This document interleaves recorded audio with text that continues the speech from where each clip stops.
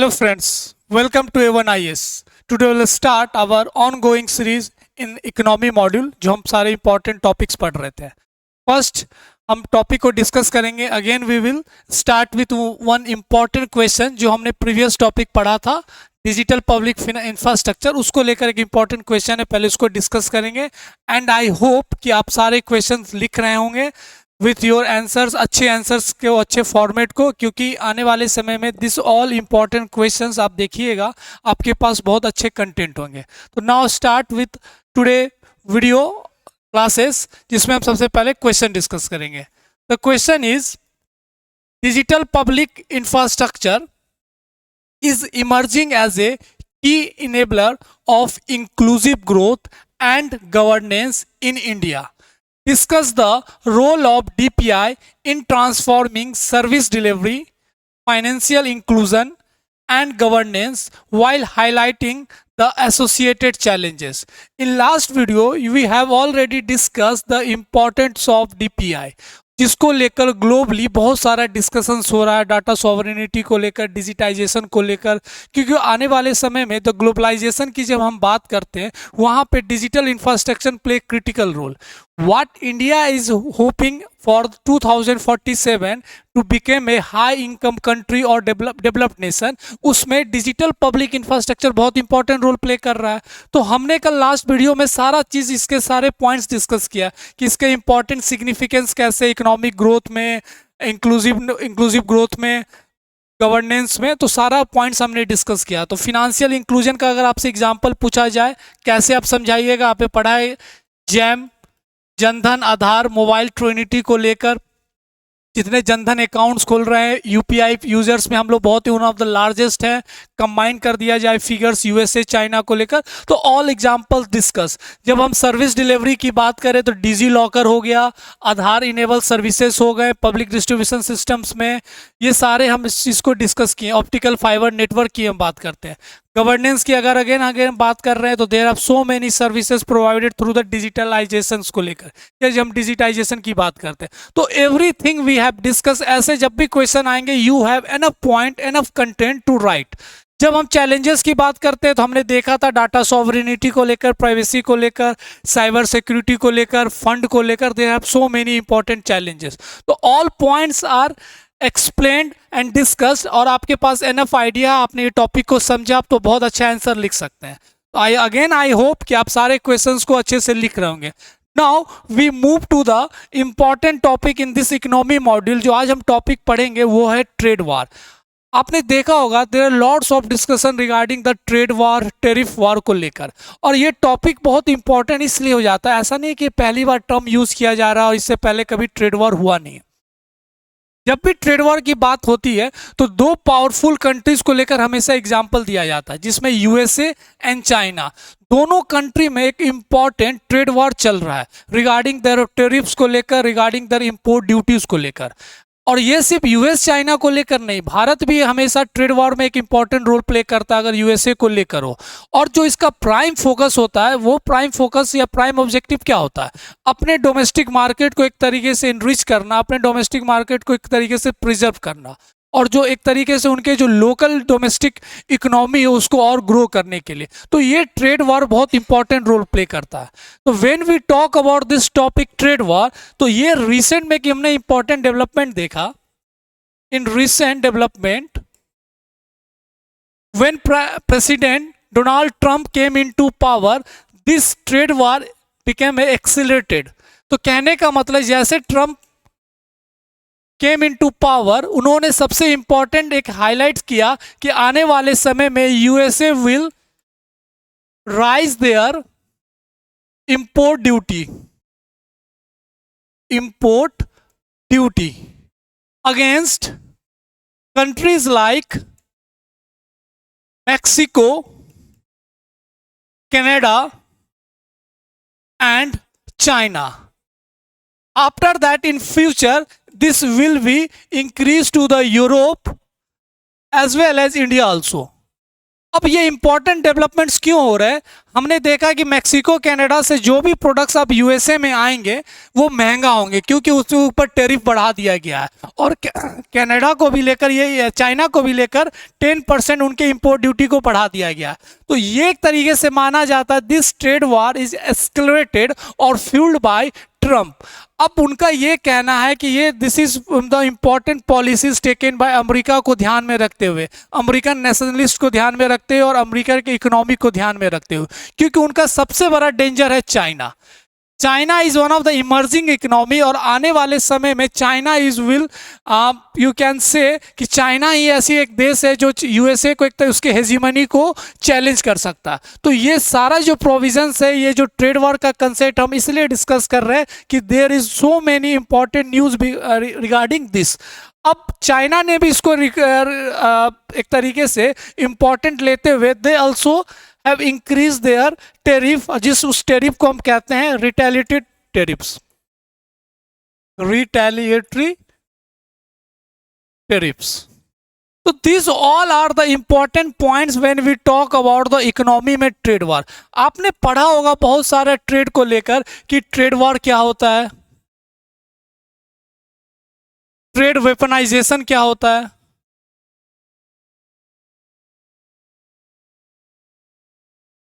तो this all are the important. Reciprocal tariff क्या होता है?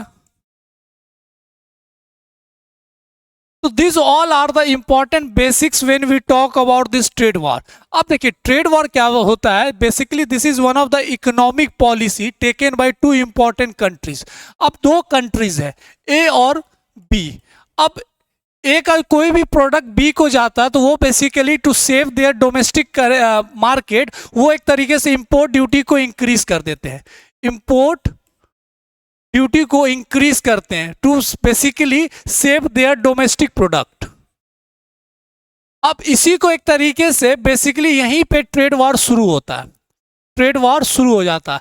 अब उन्हें लगता है कि अब उनके प्रोडक्ट का वहां पे मार्केट तरीके से डिस्टॉर्ट हो रहा है, तो अब उसको एक तरीके से रेटिलिएट करने के लिए वो भी बहुत सारे प्रोडक्ट पे ए कंट्रीज भी इंपोर्ट ड्यूटीज बढ़ा देते हैं ऑफ बी प्रोडक्ट।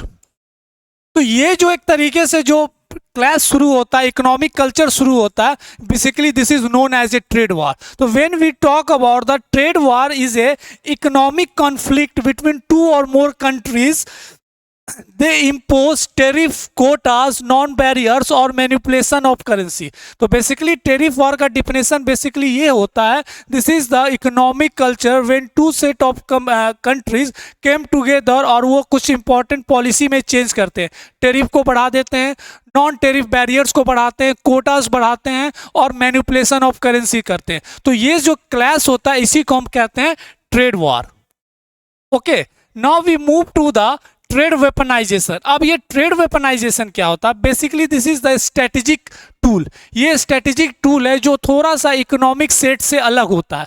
जैसे कोई भी कंट्री क्या करती है, वेपन यूज करती है, जैसे कोई न्यूक्लियर बॉम्ब यूज कर रही है एज ए वेपन, कोई इंपॉर्टेंट मिलिट्री गन्स हो या आर्टिकल्स यूज करती है एज ए वेपन। यहाँ पे जो वेपन यूज किया जाता है इन द जियो पॉलिटिकल सिनारियो वो होता है ट्रेड।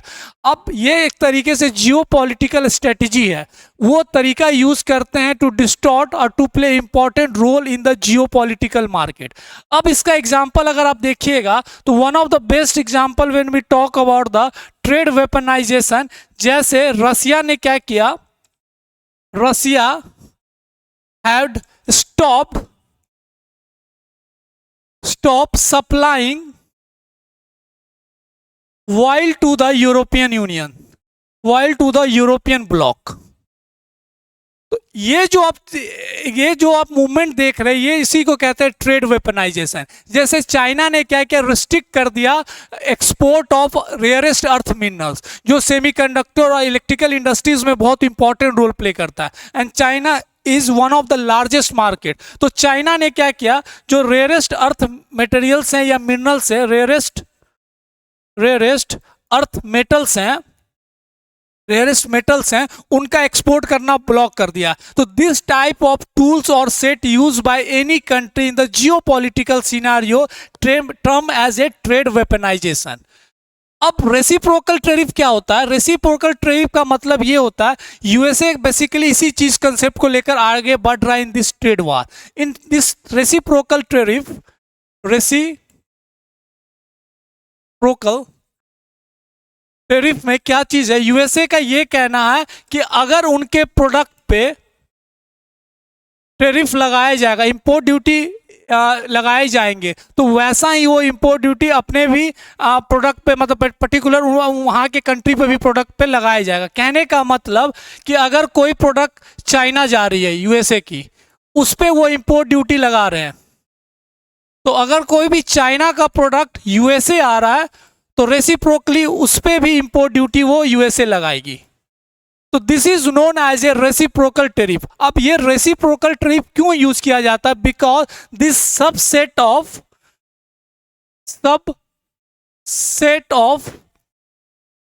Protectionism policy. अब ये क्यों यूज किया जाता है? ट्रेड वॉर हो या रेसिप्रोकल टैरिफ हो, this is all are the subset of protectionism policy, basically to save their domestic, to save their export. ये सारा चीज को ध्यान में रखते हुए ये रेसिप्रोकल टैरिफ लाया जाता है, ट्रेड वार किया जाता है। India also participate. आपने पढ़ा होगा in the India US relation कि इंडिया ने भी बहुत सारे जगह पे रिटेलिएटेड टैरिफ्स यूज करते हैं। वहां पे बहुत सारे फीचर्स यूज किए जाते हैं, जैसे एंटी डंपिंग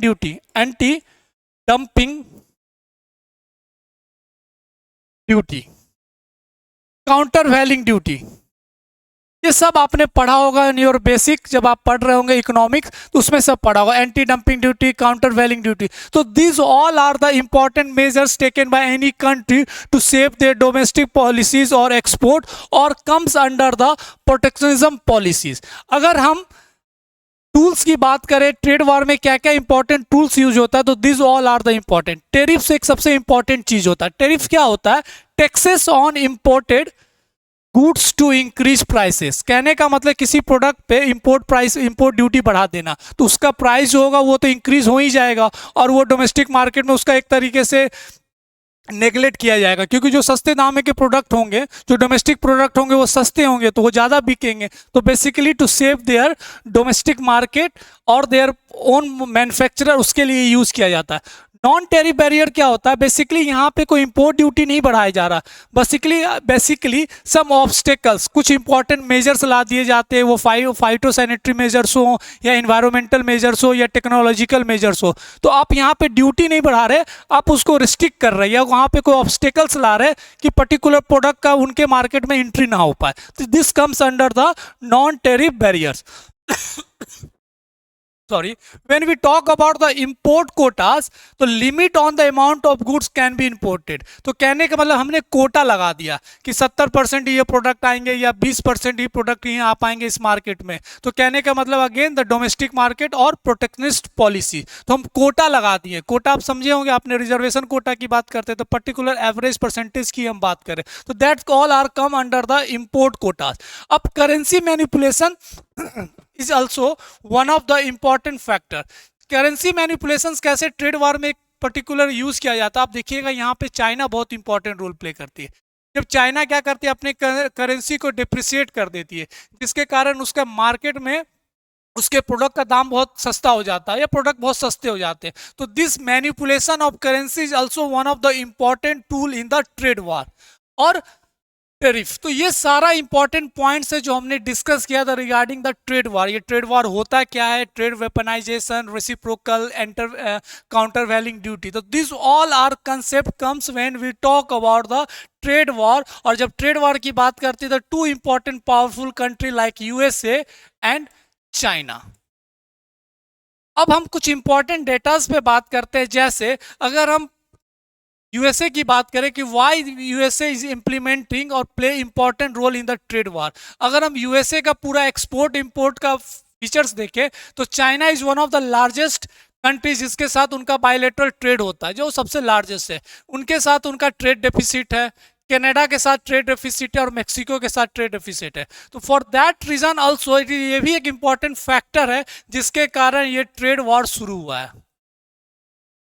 अब ट्रेड डेफिसिट है, इसका मतलब import is more than export. तो ये चीज को बचाने के लिए to safeguard this also उन्होंने क्या किया कि इंपोर्ट ड्यूटी को ही बढ़ाया, जिसके कारण अब उनका एक्सपोर्ट ज्यादा होगा कंपेयर टू इंपोर्ट, और यहाँ पे मार्केट एक इंपॉर्टेंट रोल प्ले करती है। तो this is overview to understand the important market when we talk about the Trump का क्यों ये डिसीजन लिया गया। आने वाले समय में Europe he one of the important factor हो सकता है कि जिसके साथ वो इंपॉर्टेंट टेरिफ वॉर शुरू हो, और इंडिया में भी ये बातचीत चल रहा है कि इंडिया को लेकर ट्रंप ने पिछले जो ट्रंप में बोला था India is the master of tariff king, कहने का मतलब इंडिया हमेशा अपने प्रोडक्ट पे और इंपोर्ट ड्यूटीज बढ़ाने में सबसे आगे रहती है। तो इंडिया और यूएसए में हमेशा एक क्लैश होते रहा रिगार्डिंग द टेरिफ वॉर और ट्रेड वॉर। तो this all are the important factor when we talk about this trade war. अब इसका इंपैक्ट भारत पे भी पड़ सकता है। भारत का जो इंपैक्ट क्या होगा, इसका दो इंपॉर्टेंट पॉइंट है। इंडिया का इंपैक्ट एज ए पॉजिटिव हम देखेंगे, India's impact on trade war.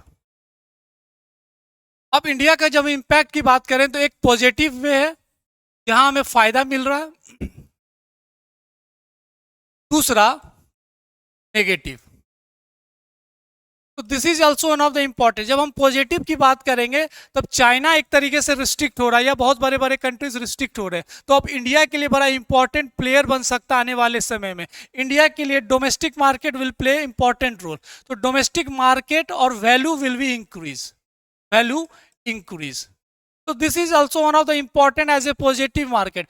Job creation ज्यादा होगा और we can say inclusive growth play critical role. तो this all are the important factor when we talk about. अब domestic value increase हुआ, इसका मतलब एक्सपोर्ट अपॉर्चुनिटीज बढ़ेंगे,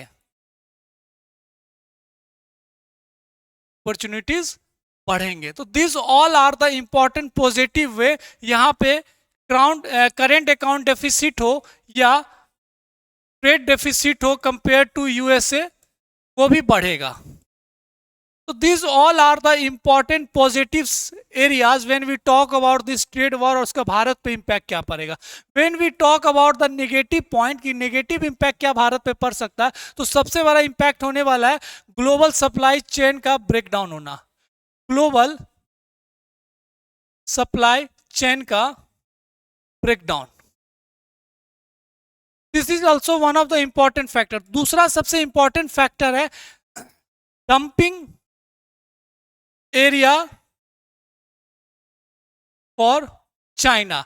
अब चाइना क्या करेगी, उनके प्रोडक्ट वहां पे महंगे हैं तो वो क्या करेगी, भारत में एक तरीके से डंपिंग करेगी। तो डंपिंग यार्ड बन सकता है भारत आने वाले समय में अगर ये ट्रेड वॉर ज्यादा दिनों तक चला। तो this all are the important factor when we talk about. Third important factor है uncertainty, uncertainty in global trade.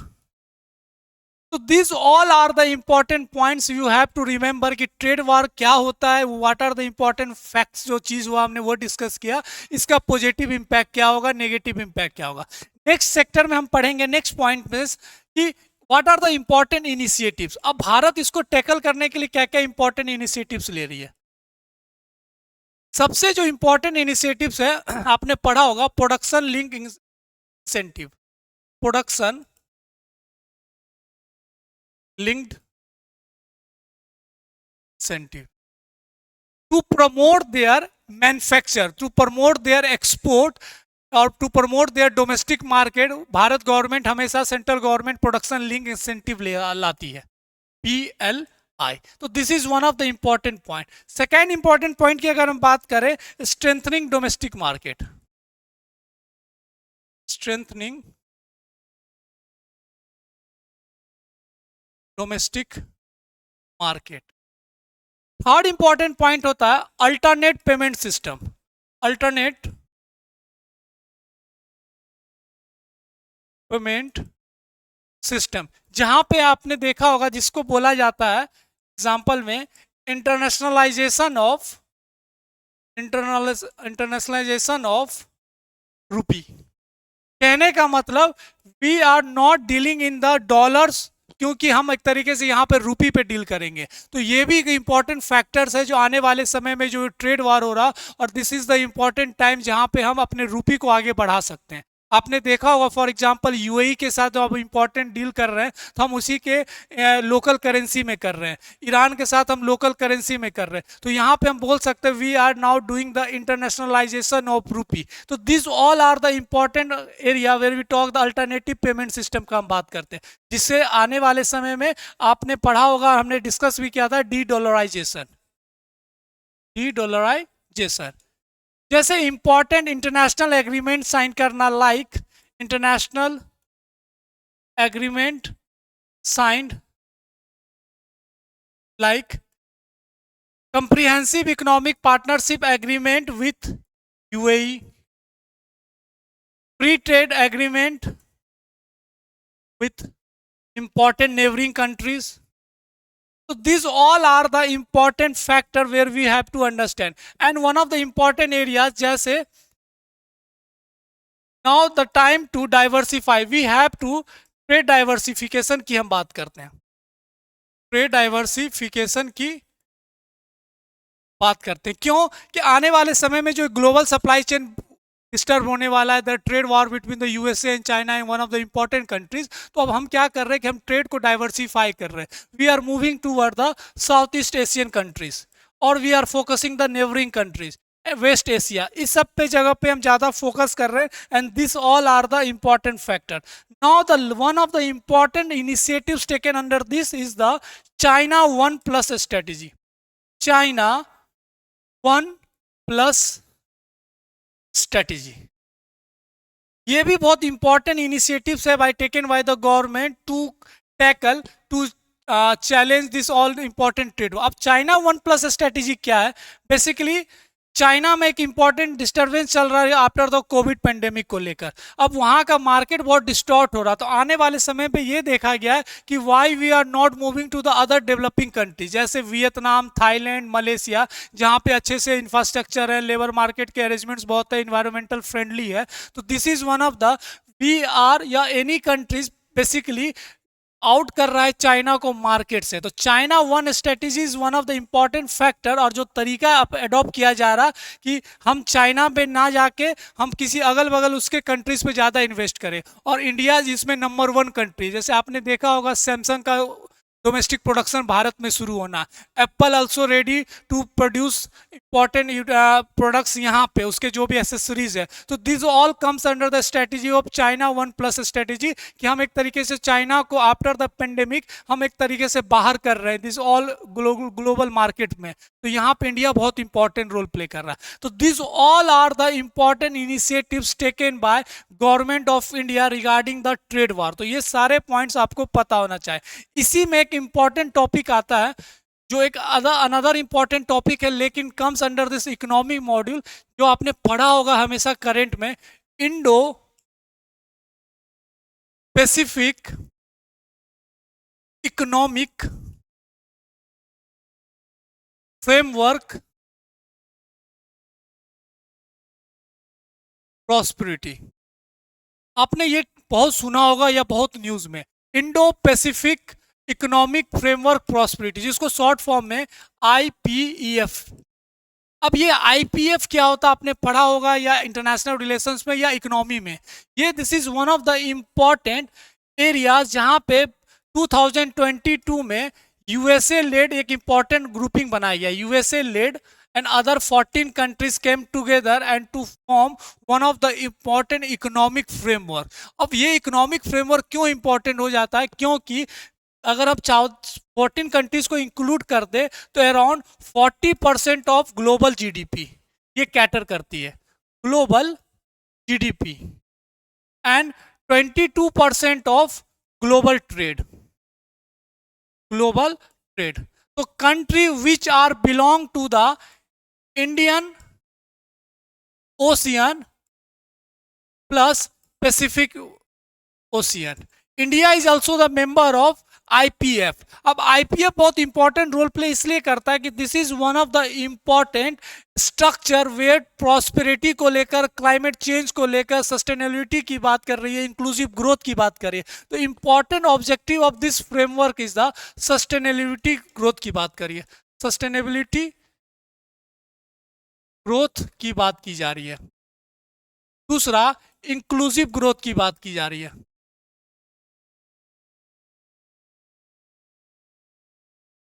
Next important चीज जो इस पे बात की जा रही है, क्लीन एनर्जी की बात की जा रही है। तो this all are the important objective of IPF. And again I am saying India is one of the important founding members. अब ये आईपीएफ क्या है? This is not like a free trade agreement. ये आईपीएफ इज वेरी फ्लेक्सिबल। कहने का मतलब free trade agreement में अगर 2 4 5 ग्रुपिंग कंट्रीज है जो फ्री ट्रेड एग्रीमेंट साइन करती है तो ये मैंडेटरी होता है कि हर कंट्री को मानना होता। But this IPF is different from other free trade agreement structure. यहाँ पे इंपॉर्टेंट पिलर्स बनाए गए हैं और very flexible. This is the flexible way to do business और to do growth, economic growth की बात की जाती है तो बड़ा फ्लेक्सिबल होता है। अब इसमें कुछ इंपॉर्टेंट पिलर्स हैं जो आपको पता होना चाहिए। इसमें टोटल 4 पिलर्स होते हैं। 4 पिलर्स आर वेरी इंपॉर्टेंट। जो पहला पिलर है वो ट्रेड का बात करता है। दूसरा क्लीन एनर्जी की बात की जाती है। थर्ड एंटी करप्शन की बात की जाती है। And fourth one is the supply chain. Total 4 pillars होते हैं और 4 pillars you have to anti corruption and taxation,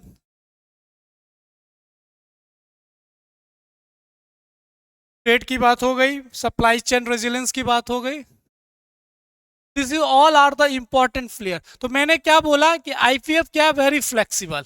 अगर जो कंट्री जिसके मेंबर है उनको जो पिलर में काम करना वो पिलर में काम कर सकते हैं। तो इन रिसेंट एरिया में India is the country who have signed this 3 pillar और उन्होंने बोला कि we will become the observer status in this trade. Observer status in this trade. तो उन्होंने तीनों को साइन किया, clean energy, anti corruption, taxation को लेकर, सप्लाई चेन रेजिलियंस को लेकर, और ट्रेड में बोला उन्होंने कि we will become the observer status. तो कहने का मतलब उन्होंने को लगा कि अगर हम इसमें नेगोशिएट करेंगे तो आने वाले समय में that will disturb our domestic market, क्योंकि इंडिया के कुछ डेवलपिंग पॉलिसीज हैं, कुछ इंपॉर्टेंट ऑब्जेक्टिव्स हैं जो उसको पूरा करना, जो डेवलप कंट्रीज के साथ कोरिलेट नहीं हो सकता। जैसे India is always on the supporter of data sovereignty, और जो डेवलप कंट्रीज हैं लाइक यूएसए और अदर इंपॉर्टेंट डेवलप कंट्रीज वो चाहती है कि डाटा लोकलाइजेशन हो। तो India is always against. India is not ready as a free trade, क्योंकि इसमें आने वाले समय में अगर इंडिया ट्रेड को लेकर भी साइन करती है तो दिस विल आने वाले समय में this will distort there domestic market. उनके जो एग्रीकल्चर प्रोडक्ट्स हैं या एक फार्मर है उसको एक तरीके से डिस्टर्ब कर दिया जाएगा। तो for that reason India is not ready और बोला कि आने वाले समय में हम ट्रेड वाले पिलर को भी ज्वाइन करेंगे। बट अभी हम 3 इंपॉर्टेंट पिलर है, clean energy, anti taxation, corruption और सप्लाई चेन रेजिलियंस। तो this all are the important areas where you have to understand and very important IPEF, Indo Pacific economic framework and prosperity. Again I am saying this is very important क्योंकि एक economic as well as IR module की तरह आप इस topic को देखिएगा। अब बात होता है कि भारत के लिए क्यों इतना इंपॉर्टेंट हो जाता है IPF। अगेन चाइना के मार्केट को एक तरीके से काउंटर करने के लिए, दूसरा जो इंडिया विकसित भारत पे ध्यान दे रही है उसमें this IPF play critical role and became the important global leader. तो this all are the important significance of IPF। तो we have discuss the one of the important area जिसमें हमने ट्रेड वॉर के बारे में पढ़ा। What are the important trade war concept देखा, tools of trade war देखा, सिग्निफिकेंस क्या क्या भारत के लिए इंपॉर्टेंट हो सकता है, नेगेटिव क्या हो सकता है, what are the initiatives, and one of the important current affairs topic regarding this Indo-Pacific economic framework. Again I am saying this topic are very important, please focus on this topic. Economy module में ऐसे question जरूर आते हैं, directly हो या interlink किया हो। And जितने मैं क्वेश्चंस दे रहा हूँ प्लीज उसे आप लिखें। जितना प्रैक्टिस कीजिएगा आपके आने वाले समय में एग्जाम में बहुत उतना स्ट्रॉन्ग पॉइंट्स बनेंगे। फिर हम मिलेंगे नेक्स्ट वीडियो में, इकोनॉमिक 1-2 मॉड्यूल के टॉपिक्स को डिस्कस करेंगे, then we move to the science and technology. I hope आप बहुत अच्छे से पढ़ रहे हैं, अच्छे से ध्यान रखिए। फिर मिलते हैं हम नेक्स्ट वीडियो में। Thank you.